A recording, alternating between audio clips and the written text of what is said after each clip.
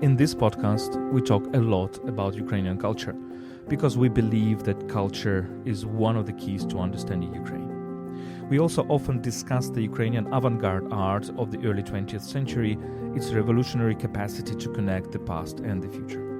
In this episode, we will explore the life and works of Oleksandra Ekster, a prominent Ukrainian artist of that period.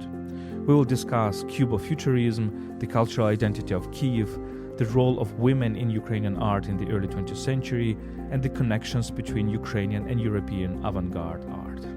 Our guest for this episode is Anna Lodygina, a Ukrainian art historian and journalist.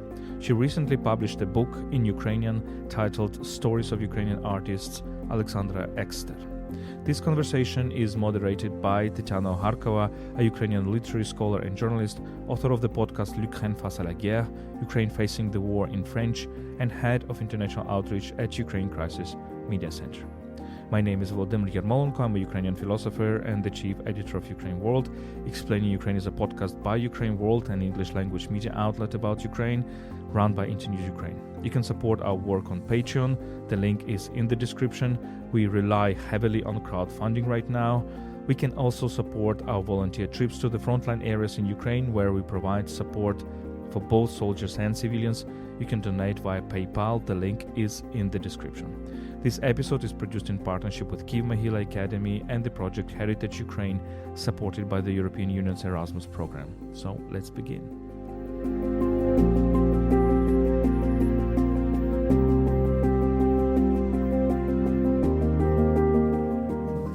Thank you very much for accepting our interview for our podcast. We are talking about Ukrainian heritage in this podcast, and more specifically, we'll be talking about Ukrainian avant-garde and about the personality from this Ukrainian avant-garde you know at your best because you wrote a whole book about Oleksandra Ekster, Ukrainian artist who lived a part of her life in Paris.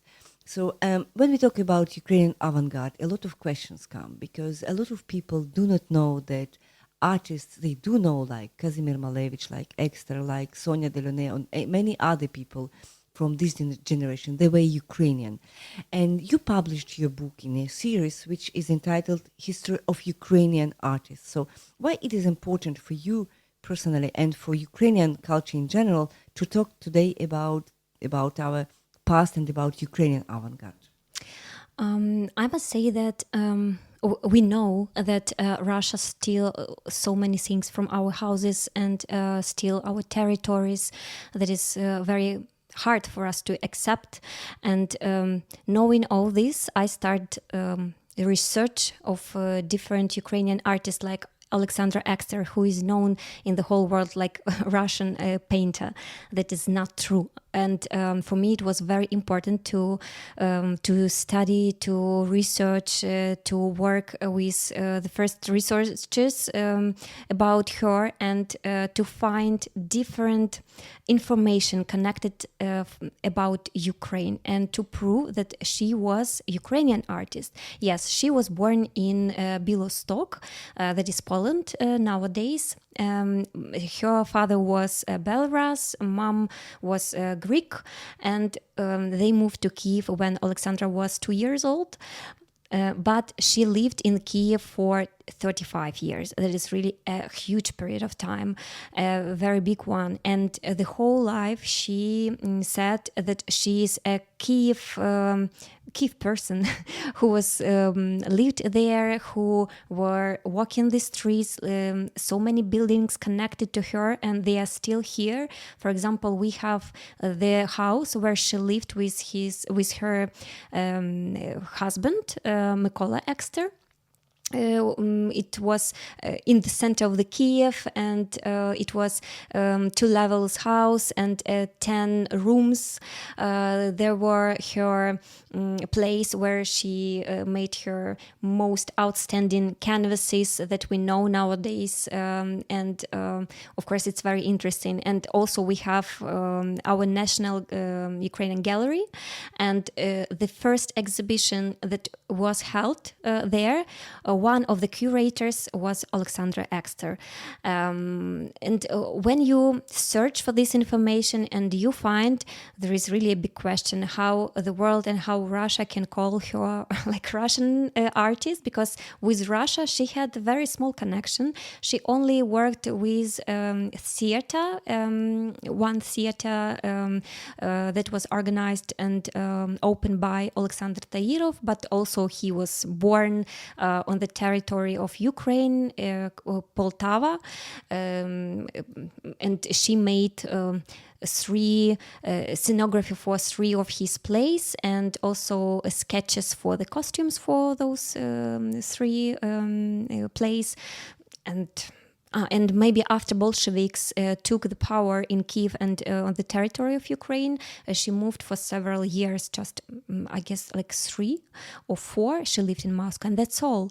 But the biggest part was connected to Ukraine, and for us it's very important to make this research, to analyze their biography, the life and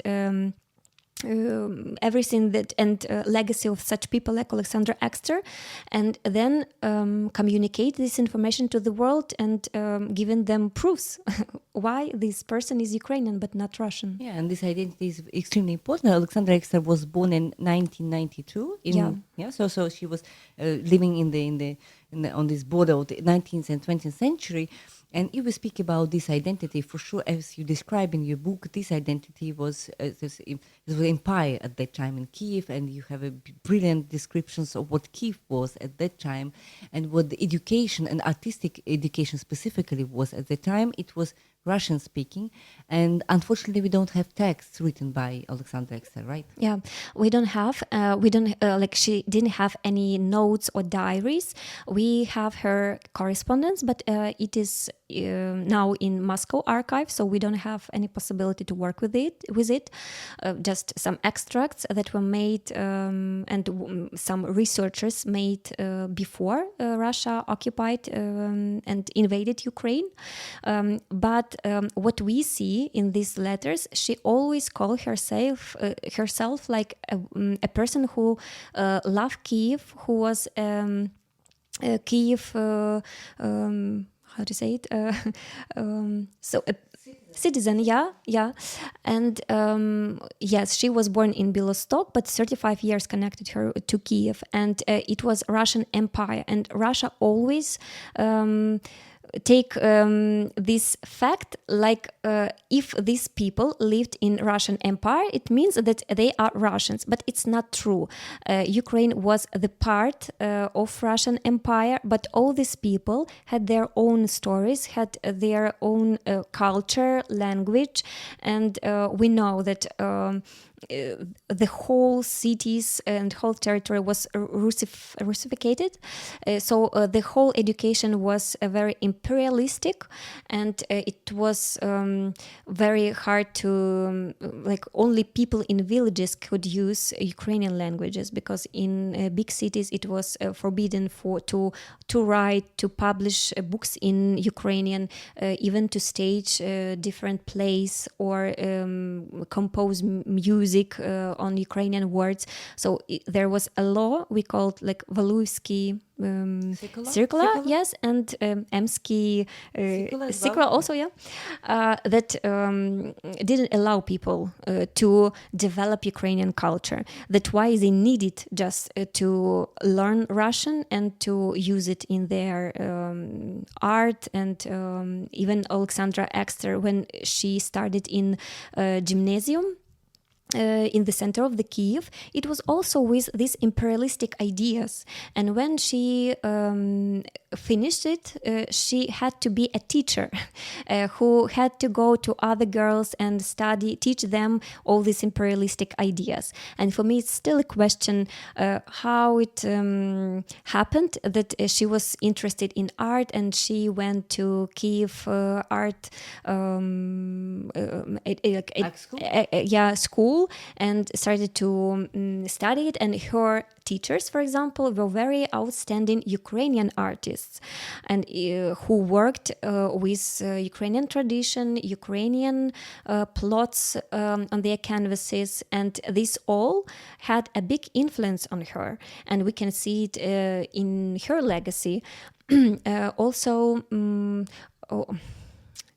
we must say that she was very connected with Verbivka, that was in the center of Ukraine. It is still there. It's a village, yeah. Yes, it's Yes, and there was like embroidery mastery that was organized by Ekster friend Natalia Davidova. And what they did, they made some expedition during which they collect different types of Ukrainian embroidery, and they just try to make it new and to collect it and renovate. And Ekster was so impressed by what she saw there in this Verbivka. All these colors, dynamic of these colors, contrast in these embroideries, and it really influenced her. And of course, we don't have. She didn't paint Ukrainian plots, but all these elements of Ukrainian culture, like for example ceramics with these very specific paintings we can see on her canvases, or even what else, embroidery also, and all these colors that she picked in this Ukrainian national culture. Also we see it in her canvases, not only in the early period of time, but also when she was in France, and even when she worked with cubism or cubofuturism. Mm-hmm. And what is extremely interesting when we talk about this popular embroidery art in Ukraine, it is it's linked to the avant-garde component of her work, because it's not figurative art, it's art which is abstract, like close to abstractionism. And so her interest towards this embroidery explains, at least partly, why she was so fond of these abstract forms, and why, for example, Kazimir Malevich, who collaborated under her supervision, if I'm not mistaken, in this very project, because it was an event in St. Petersburg, in Moscow. In Moscow. Moscow in 1915, and so she was the chief of the project, which was combining avant-garde artists on one hand, and this embroidery from Verbivka, from the Ukrainian territory, on the other hand. So there was just combination of traditional Ukrainian art on one hand, and all this kind of suprematism and abstractionism on the other hand. So this is extremely important, just to read about all of these in your book, and you explain it in detail and with some illustrations as well. So, and you also visited Verbivka, right? Yeah, I was there. Unfortunately, this house and the place where this embroidery mastery was is not there anymore, because when Bolsheviks took the leading of our country, unfortunately, and they ruined and destroyed the house, and everything was just destroyed, even all the sketches and all the works that were made, unfortunately for us, because what we see now, it was really a big cultural place that could have big development in the future, but it was just finished because of when Bolsheviks came, and unfortunately we don't have nothing there now to see, but we know that in Russia they have also a project that calls the place Verbivka, but they have Verbovka project, where they try also to work with these sketches and right now. Yes, right now. And they make these exhibitions even abroad. I saw that the previous summer they had something like this exhibition in Italy. Yes, and they, what I think that they just stole some sketches during this revolution. They took to Russia and they work still with these sketches and trying to show the world that this is Russian theirs. culture. Yes, Russian culture, but it's not. It's very Ukrainian one, and when you see it, you see the roots.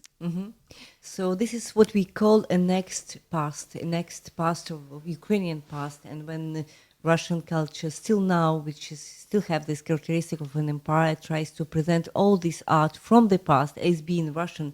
Clearly enough, we are in this paradigm of being big, great Russian culture, which is extremely false now, because Russia is in war against Ukraine, and they not only annexing our territories, as you said in the beginning, our houses and people, Russifying people, just fighting against Ukrainian identity. They also work a lot about the past. So this is tragic one. So when we talk about Oleksandra Ekster, whose first name was Asa Grigorenko, so the typical Ukrainian surname, right? She was open to European art from her young years. Yes, she traveled to Europe when she was 20. Yes, around 21, I guess. And she had her first surname Grigorovich. And she never was abroad before her marriage. So when she was married and with her husband, they went to honeymoon to Europe, and they visited Germany, also France and Switzerland. And for the first time, she saw that art in Europe that time was different than in Ukraine. In Ukraine, it still were realistic canvases that reflect the reality around it. It had to be very detailed, like the world. And Alexandra was in Paris. She saw that so many exhibitions there, so many books, publishing houses that work with art that is very different to Kyiv. And when she came back, she decided to make the first exhibition where she and other artists like her can show another art, not that art that were made by her teachers, for example. So they made this first exhibition in 1908, and it was very scandal, and people didn't know how to react on this art because when we see these pictures, like we don't know what exactly were exhibited there, but we can see the art of Oleksandra Ekster or David Burlyuk, Volodymyr Burlyuk, their canvases of that period of time. For us, they are very beautiful and we really like them. But for people who lived in Kyiv like 120 years ago, it was so specific and they didn't... And new, yes. They didn't like it at all. But what is very interesting about Exter, that she just continued doing these exhibitions. So this reaction of the people didn't react on her. She just continued making these exhibitions, showing her art and art of her friends who also continue there to work in these styles. And what we see that people also used to this art during years. So if in 1908 she they didn't understand it, but in 4-5 years they just used to it and they start understanding this art. And I think that also they start also traveling more, and some people could go to Munich, to Paris and see what artists of that countries made. And in comparison with Ukrainian art, it was even more specific. So they start just understand it. One may think that Kyiv was a kind of a provincial town at the time, but let's also recall that during avant-garde exhibition somewhere in Paris, like in 1905, for example, when first Fauvism exhibition took place, it was the same scandal. So public was not ready for these avant-garde painters, be it in Kyiv or in Paris. So it was a common trend at the time. So when new people come in with new ideas, with the idea not copy reality but create reality or study reality, as Picasso put it, I do not copy reality. I study it. So in what he was specifically doing in his cubism, and we see all these dynamics in many biographies, like in Kazimir Malevich, for example, who started with a traditional art, so-called more or less traditional art, and he was moving very fast towards suprematism, from futurism, and then suprematism, absence of any kind of reality. Objective reality in a way, and so Exter spent a lot of years in Europe, right, and specifically in Paris. Can you describe these years? After her marriage, like when she saw the first Paris and other cities, and she was impressed, and she moved to Paris, and I guess something like 8 years she lived between these two cities, Kyiv and Paris, and she studied in 2 academies in Paris.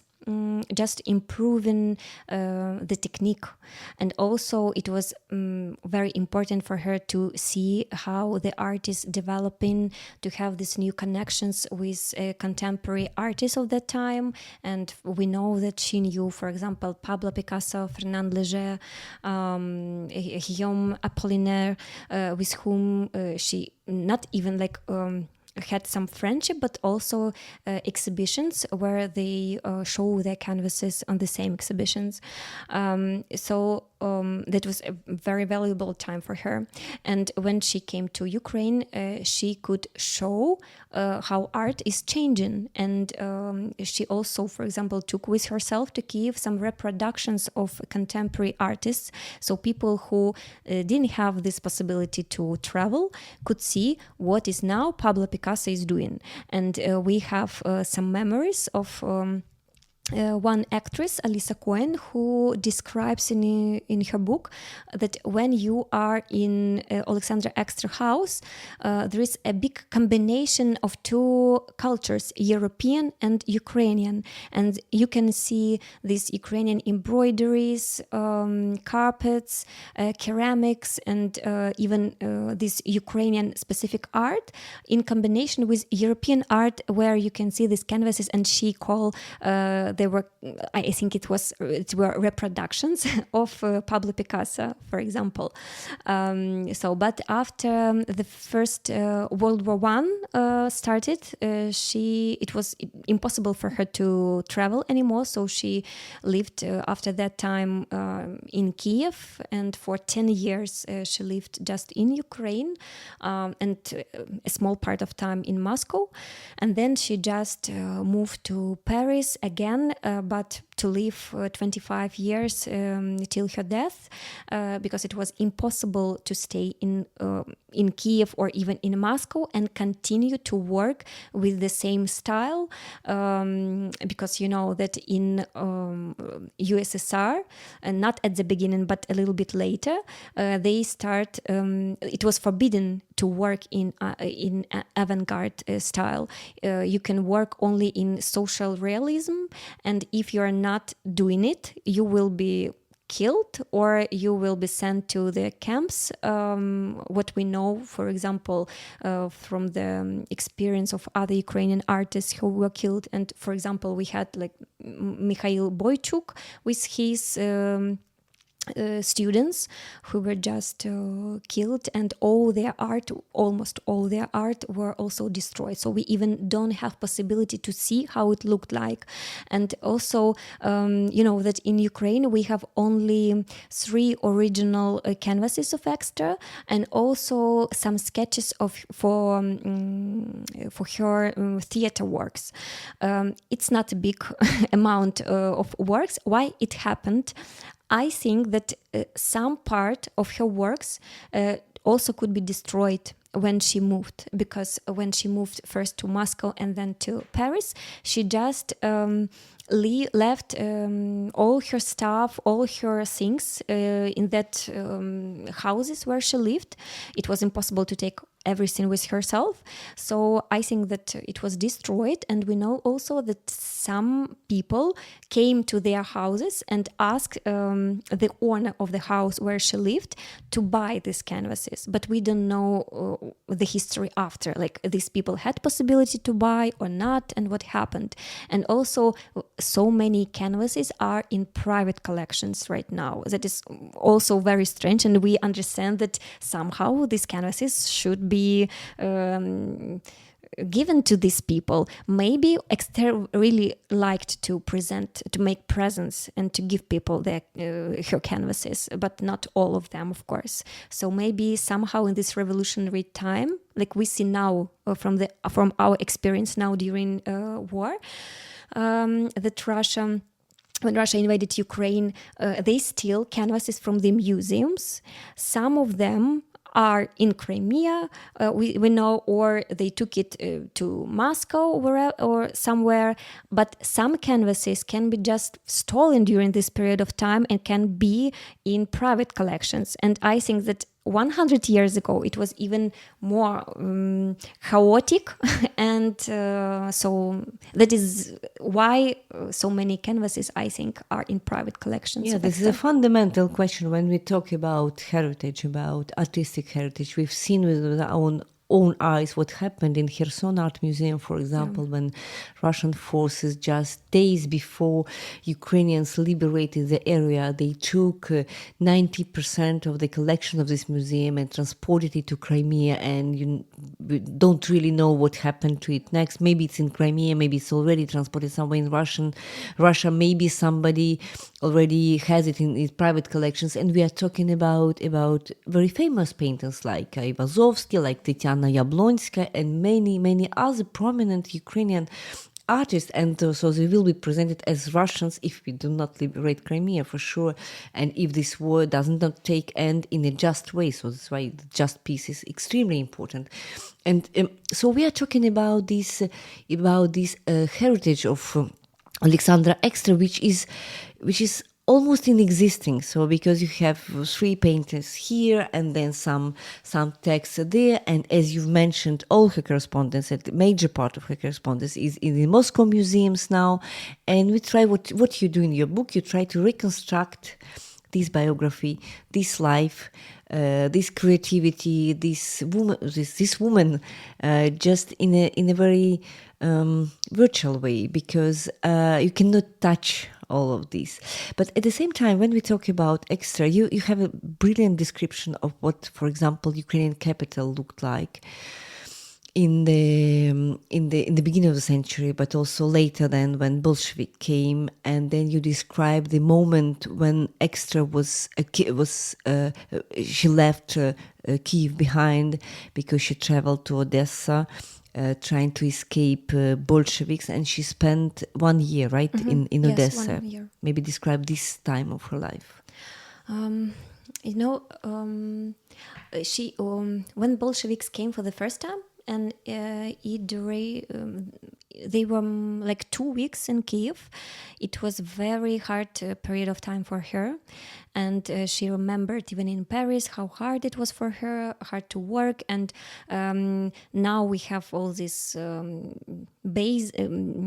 basements where we can spend some time. They didn't have these basements, so and she lived in the center, and we know that Bolsheviks bombed the center of the Kyiv, and so many people died, and so many buildings were ruined. So it was really very hard for her. So when Bolsheviks came for the second time in 1 year, she decided that I will take just a small luggage and I will go to Odessa for 2 weeks.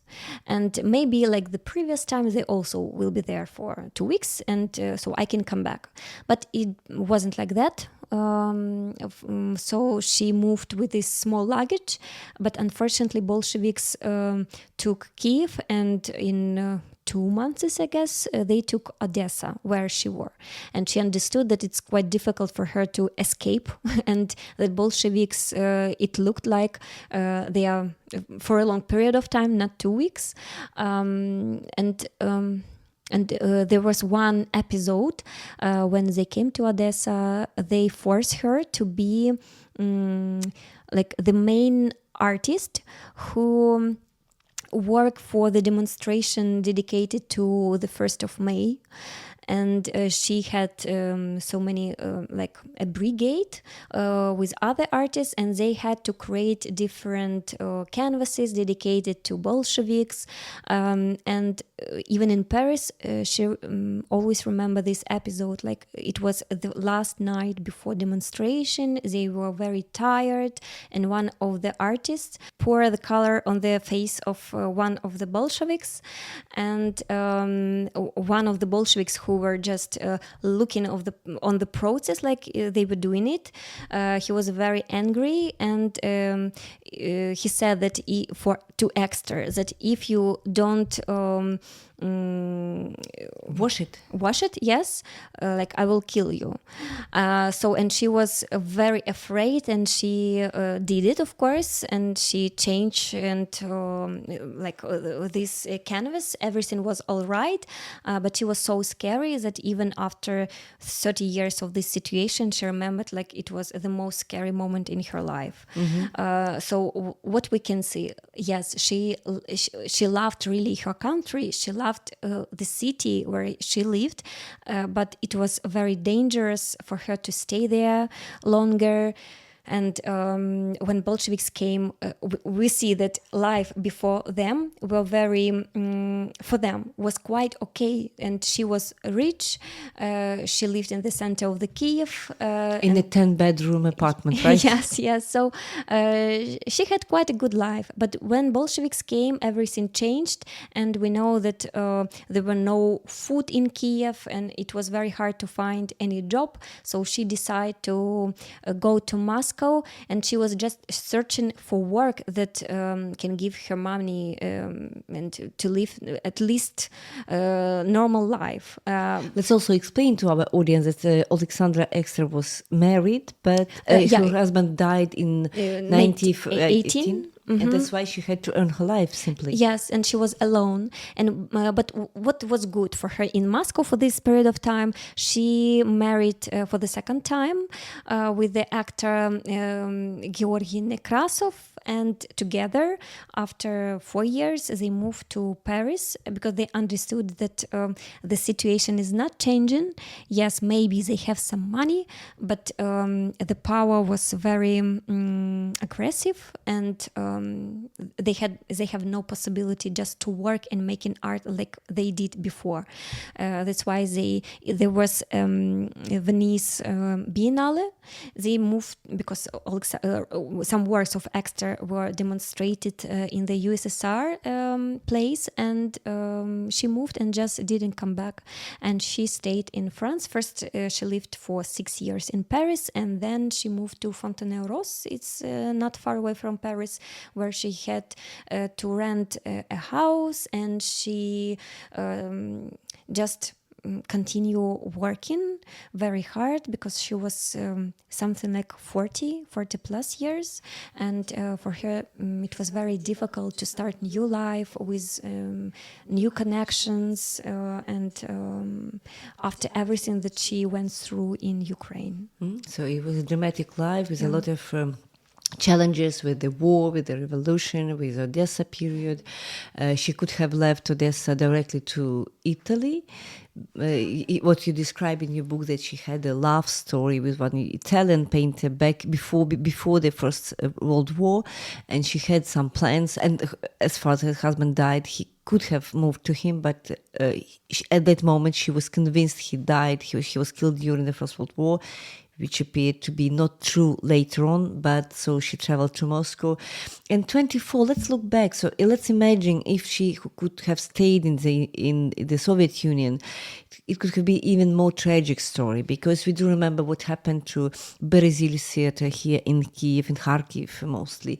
We do know what happened to all these Ukrainian Renaissance people, like Mykola Khvilievich, writers, but also painters. We do know that Burluk, you mentioned two brothers, Burluk, Volodymyr and David, they also emigrated to abroad, firstly to Japan, if I'm not mistaken, then later to United States. And Russians, they still present Volodymyr and David Burluk as Russian painters, even if both are from this old Cossack family, and their mansion was in Kherson Oblast, in Kherson region, now unfortunately also occupied by Russian forces, from this Chernyanka village where they organized this group, avant-garde group of, by the way, not only painters but also poets, like Khlebnikov was there and Mayakovsky. I'm not sure about Mayakovsky, but Khlebnikov was there, and Benedikt Lifshitz. You also write in your book about this. Russians present him as a Russian poet and writer, but we know that he was from Odessa. Yes, and he was from Odessa, and he was Jewish. Moreover, he was also killed. So in 37, yes, right? in 37, and the same destiny had other artists. What Russia is doing, they just steal all these names and they build the myths of big Russian culture on the names of not only Ukrainians, we must say. For example, they also call that Chagall is Russian, but it's not true. He's from Belarus, and he's also Jewish. Yes, and he's Jewish, and then he moved to France. So it's very strange. And I remember. I'm sorry. I remember in one French museum, I've seen this painting of Chagall, and the description was French painter of Russian origin. Uh-huh. So just to name somebody who's Jewish, who was born in Belarus, being French painter of Russian origin. Yeah, it's very strange. But I think that just Europe doesn't understand what was going on here. And for all of them, it was all Russian Empire. And they didn't understand what was going inside. And, just yesterday, I pay attention to the map of that period of time. And we see like France, Germany, and then just a big huge part Russian Empire, and it's hard to understand what is inside. For all of Europe, it was Russian Empire, and now Russia just use it to build these myths, unfortunately. And Oleksandra Ekster, Kazimir Malevich, Ayvazovsky, Repin, all these artists start to be Russians. But of course, it's Repin, not who was born in Chuguyev, close to Kharkiv region. When we travel to front lines today, we cross Chuguyev. When you go from Kharkiv to Slovyansk, for example, so this Chuguyev is the place where Ilya Repin, who is also from old Cossack family, right? There was debates about how do you write correctly his name, Repin, or otherwise. But it's clear that it comes from the family from Ripa.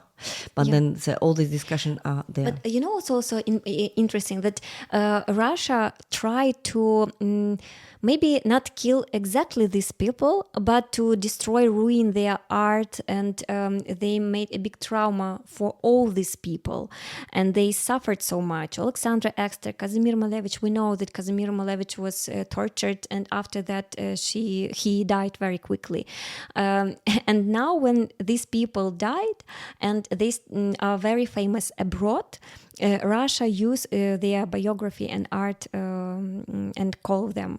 But first, they wanted just to ruin these people and using them as a soft power today, saying this great culture. And maybe the last question to you, Anna, about this last period of Oleksandra Exter abroad. So we do know that she spent a big part of her life, last part of her life, 25 years in France. And we do know a lot of successful examples of Ukrainians being abroad somewhere in France, like Sonia Delaunay, or maybe some others. And unfortunately, this is not true for Oleksandra Exter, because being abroad, she has not become famous French artist.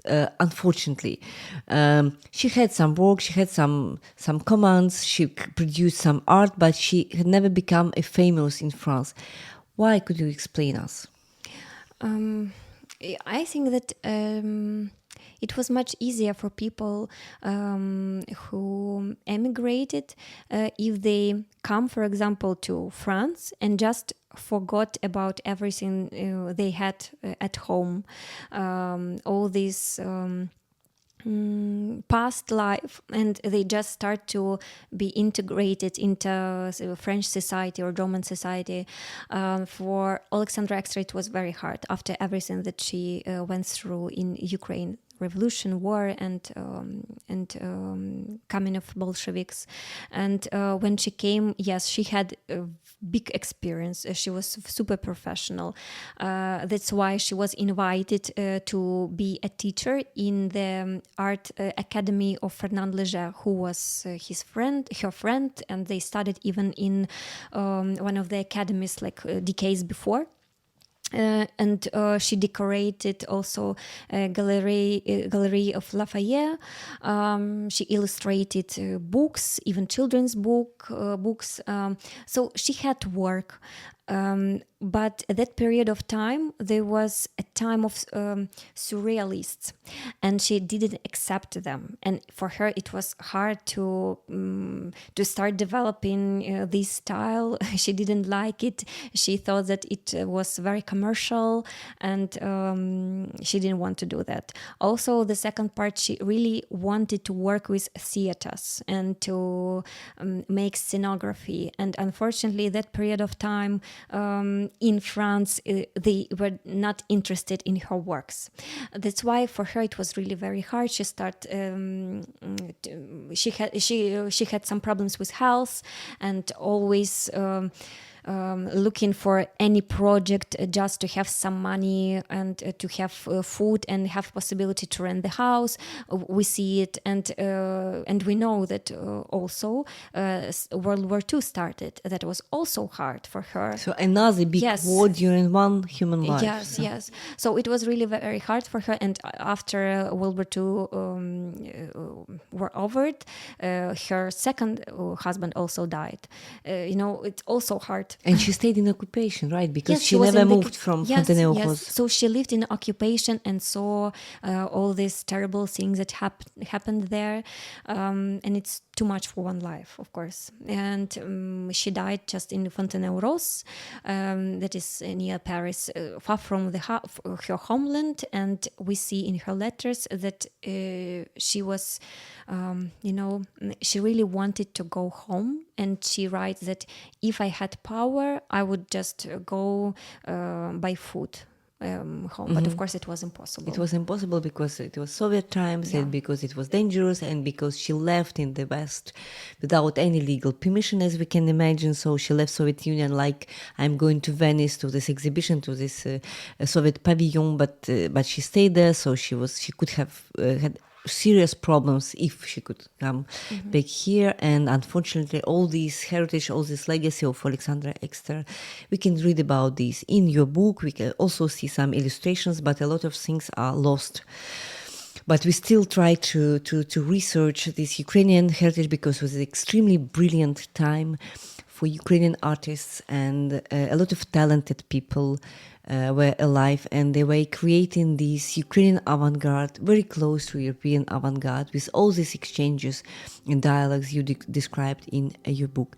Thank you very much, Anna, for this dialogue and for this exchange, and specifically for your book, which opens a lot of new pages for Ukrainian audience, and we do hope for our international friends. Thank you very much. You.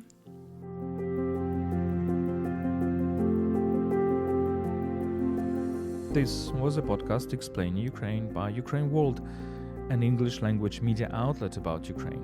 UkraineWorld is run by Internews Ukraine, and my name is Volodymyr Yermolenko. I am the chief editor of UkraineWorld and the president of PEN Ukraine. This episode was a conversation between Anna Lodygina, a Ukrainian art historian and journalist, and Tetyana Ogarkova, a Ukrainian literary scholar and journalist, about Oleksandra Ekster, a prominent Ukrainian artist of the early 20th century. You can support our work on Patreon, the link is in the description. Your support is crucial for us as we rely heavily on crowdfunding right now. You can also support our regular volunteer trips to the frontline areas in Ukraine, where we provide support for both soldiers and civilians. You can donate via PayPal, the link is also in the description. This episode is produced in partnership with Kyiv Mahila Academy and the project Heritage Ukraine, supported by the European Union's Erasmus program. Thank you for listening, stay with us and stand with Ukraine.